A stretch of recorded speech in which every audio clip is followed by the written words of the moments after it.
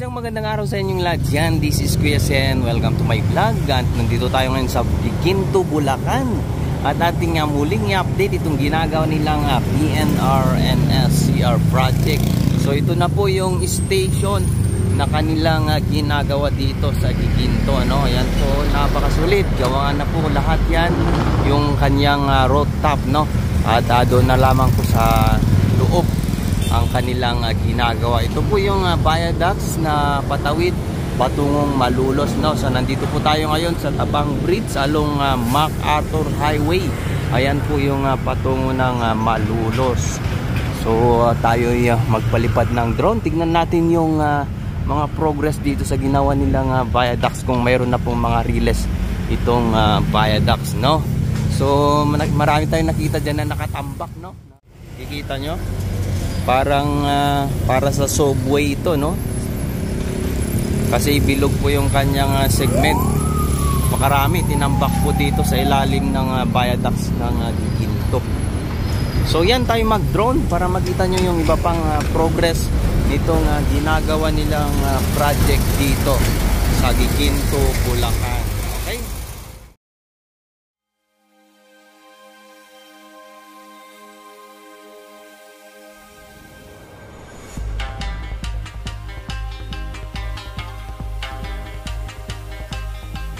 Sa mga hindi pa po nakapag-subscribe dyan, please click subscribe para ma-update kayo tuwing may bago tayong video. At kung inyong nagustuhan ng ating video, ay paki-like naman po at mag-comment sa ibaba. Salamat po! So yan, patungo tayo ngayon ng north at check natin itong mga viaducts dito.